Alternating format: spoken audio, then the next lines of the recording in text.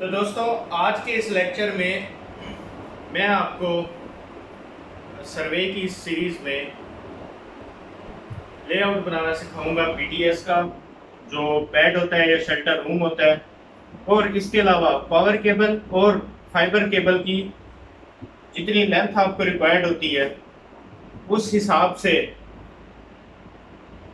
उसका लेआउट कैसे बनाया जाता है ये आप सीखेंगे। तो शुरू करते हैं। सबसे पहले साइट का लेआउट बनाना। जैसे आपको पता है कि टावर का एक लेआउट होता है आउटडोर, जो कल मैंने आपको बना के दिखाया था। इसी तरह जब आप उसके फ्लोर का लेआउट बनाएंगे तो सबसे पहले इस तरह एक स्क्वायर होगा ये।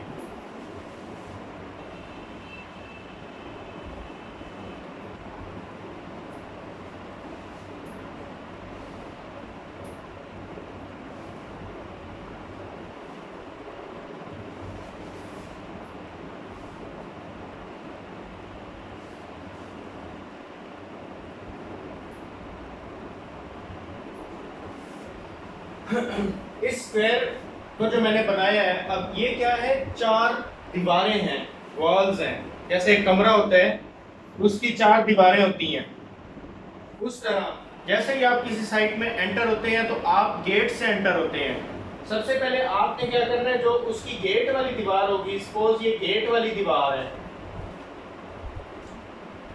और ये गेट है, इतना हिस्सा उसका। तो पहले आपने मेजरमेंट करनी है फ्रंट वाली दीवार की।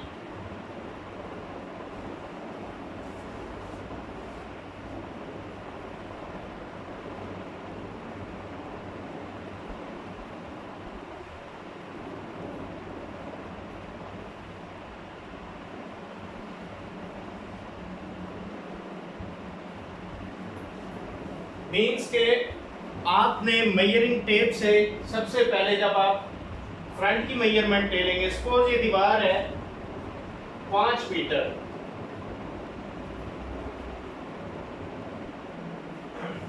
और गेट है 2 मीटर, उसके बाद आपने क्या करना है, राइट और लेफ्ट की मेजरमेंट लेनी है।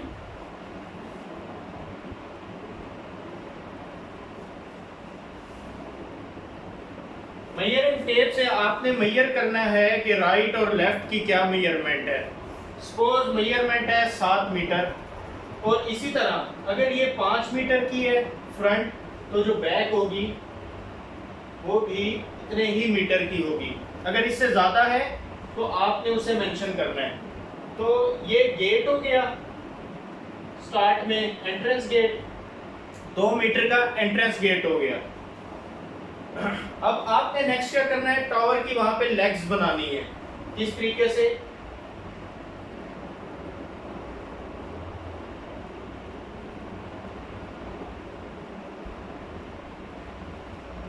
चार अगर लेग्स हैं तो आपने इस तरह 4 लेग्स बना लेनी है।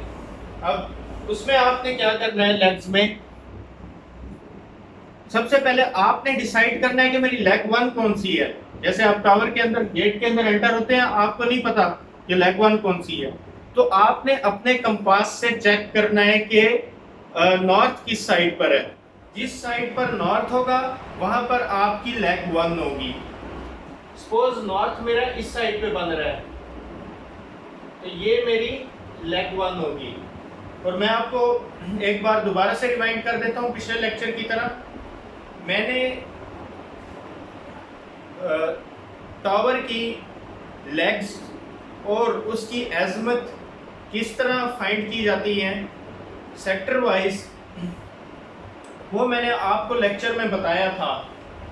यही सर्वे की सीरीज में एक लेक्चर मौजूद है जिसमें सेक्टर वाइज आपको टावर की एंटीने का और उसके बाकी इक्विपमेंट का पता लगेगा कि कौन सी लेग पर कौन सा एंटीना है। सपोज ये लेग 1 है, ठीक है। अब आपने क्या करना है, क्लॉकवाइज चलना है। जहां पर आप खड़े हैं, सपोज ये लेग 1 है तो इससे आप आगे चलेंगे क्लॉकवाइज डायरेक्शन में। लेग 1 की तरफ ही ठहर के आपने क्लॉकवाइज चलना है। तो आपको पता है जिस तरह क्लॉक इस डायरेक्शन में,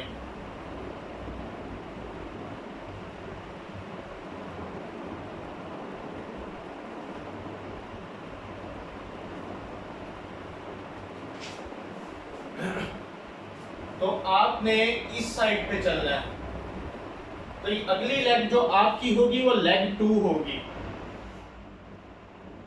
उससे अगली लेग जो होगी वो लेग 3 होगी। अब इससे नेक्स्ट आप जब जाएंगे तो ये आपकी लेग 4 होगी।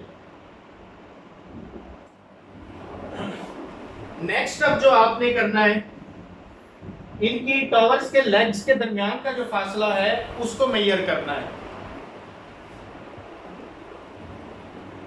सपोज ये फासला है 3 मीटर, तो इधर भी 3 मीटर होना चाहिए, और लाजमी बात है 3 मीटर ही होता है। और सपोज यहां पर 3 मीटर है, तो इसे मेजर करेंगे 3 मीटर। अब ये लेआउट प्लान तो आपका कंप्लीट हो गया। आपको टावर की लेग्स के दरमियान की मेजरमेंट करनी पड़ गई। अब क्या करना है, इसकी मेजरमेंट आपस में करनी है कि लेग से और टावर की बाउंड्री वॉल से कितना डिस्टेंस है। सपोज ये डिस्टेंस है 2 मीटर, तो आप मेजरिंग टेप से इसे मेजर करेंगे टावर की लेग से लेके वॉल तक।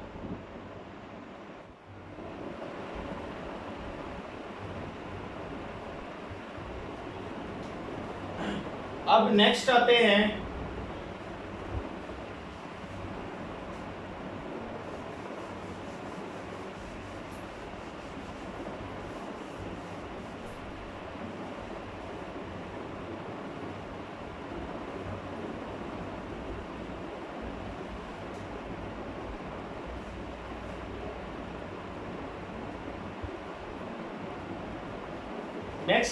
लैडर पर, कि जो लैडर जा रही है शेल्टर रूम से या बीटीएस के पैड से, तो वहां से लेकर टावर तक वो लैडर कितना है।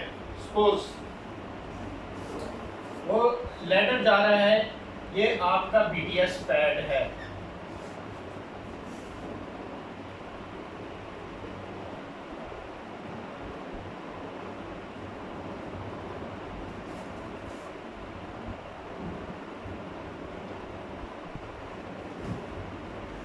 इस एरिया में इधर आपका बीटीएस पैड है, इधर आपका टीजी पैड है, तो आपस में इनका डिस्टेंस आपने मेजर करना है कितना है।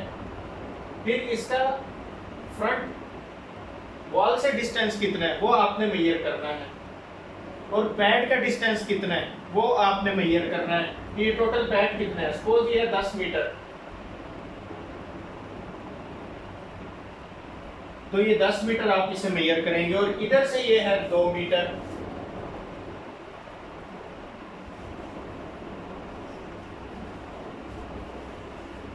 अब यहां से जो लैडर आ रहा है जिसपे आपकी सारी केबल्स लेआउट हुई हैं, सपोज वो लैडर हमारा यहां से है,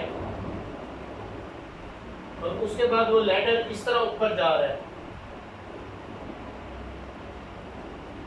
टावर के ऊपर। आपने इस लैडर की मेजरमेंट करनी है। ये लैडर है सपोज 5 मीटर, और जो ऊपर लैडर जा रहा है वो टावर की जहां तक के हाइट खत्म हो रही है वो वहां तक जा रहा है। तो जितनी टावर की हाइट है, सपोज टावर की हाइट है 40 मीटर, तो लैडर 5 मीटर नीचे हो गया, और ऊपर जो लैडर हुआ वो 35 मीटर हो गया। अब नेक्स्ट चलते हैं बीटीएस की तरफ।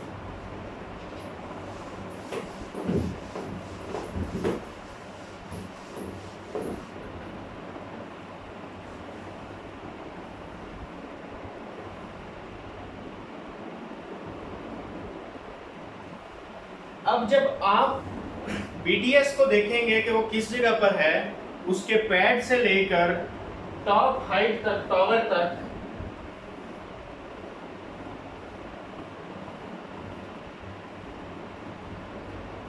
आपको कितनी केबल रिक्वायर्ड है वो आपने देखनी है। सपोज हमारे पास 3 RRU लगे हुए हैं, एक 900 फ्रिक्वेंसी बैंड का, एक 1800 फ्रिक्वेंसी बैंड का और तीसरा 2100 फ्रिक्वेंसी बैंड का।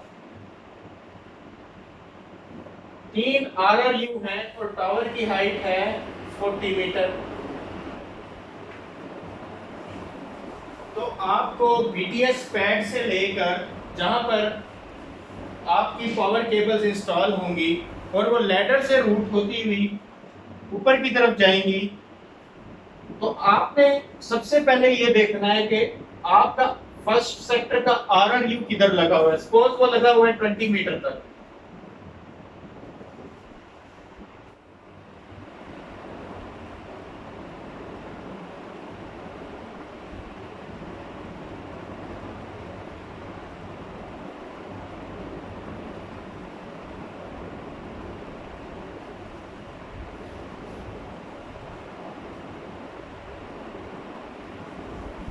वो 20 मीटर तक लगा हुआ है, तो 20 मीटर का टावर हो गया। 20 मीटर की ही आपको 20 मीटर पे RRU लगा हुआ है, तो टोटल आपकी केबल 20 मीटर इधर होगी। 5 मीटर का अगर नीचे लैडर है तो यहां से आकर जब केबल आपकी रूट होगी BTS में जाएगी, तो ये कितनी हो गई 25 मीटर। 1 मीटर आप एक्स्ट्रा छोड़ेंगे, 1 या 2 मीटर, तो टोटल आपको कितनी पावर मीटर केबल रिक्वायर्ड है 27 metre for sector 1 RRU।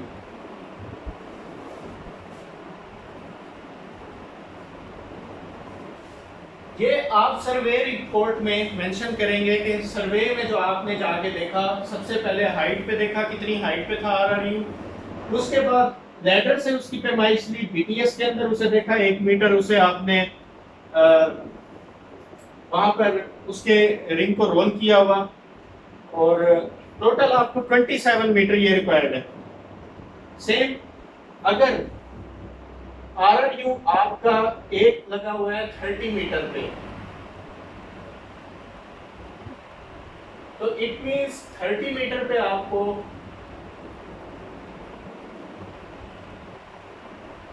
Suppose ये सेक्टर 2 है,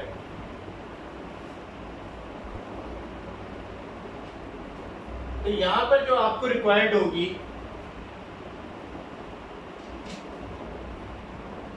30 प्लस 5 मीटर का लैडर प्लस 1-2 मीटर एक्स्ट्रा और, तो सेक्टर 2 के RRU को 36 मीटर रिक्वायर्ड होगी। अब सेक्टर 3 पर आते हैं। सपोज आपका सेक्टर 3 15 मीटर पे है,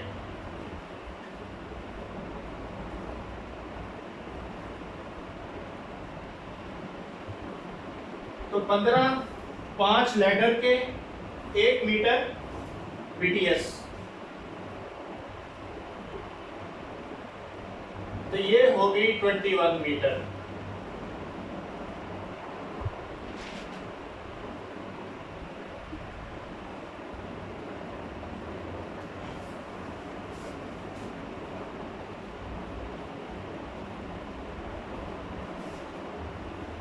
मींस के आपको रिक्वायरमेंट जो पावर केबल की है वो सेक्टर 1 के लिए हाइट के हिसाब से 27, 2 के लिए 36 और 3 के लिए 21 मीटर रिक्वायर्ड है।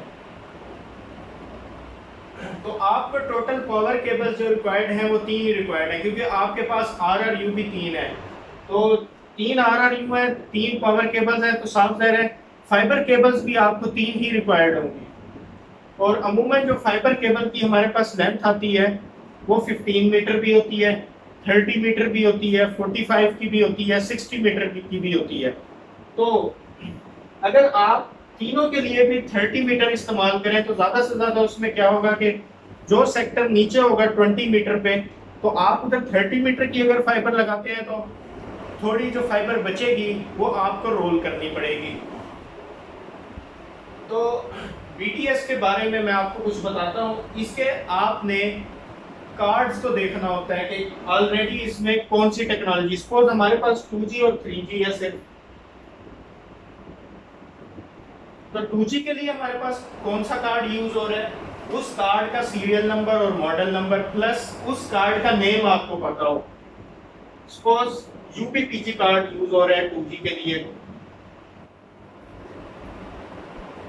और वो लगा हुआ है हमारे पास स्लॉट के हिसाब से स्लॉट नंबर 8 पे, और बीपी के कार्ड जो यूज होता है 3G के लिए वो लगा हुआ है स्लॉट नंबर 6 पे। तो आपने क्या करना है, उसकी स्लॉट नंबर आपने नोट कर लेनी है, और जो स्लॉट खाली हो, सपोज मेरे पास स्लॉट 5 एम्प्टी है, मतलब यहां डमी लगी हुई है,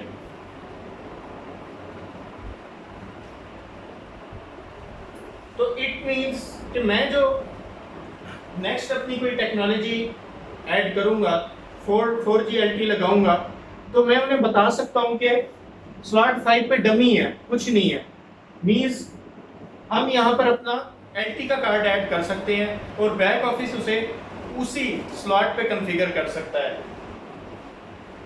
तो दोस्तों यहाँ तक ये टॉपिक कंप्लीट हुआ, तो नेक्स्ट इंशाल्लाह मैं हाजिर हूँगा सर्वे सीरीज़ की नेक्स्ट वीडियो के साथ। शुक्रिया।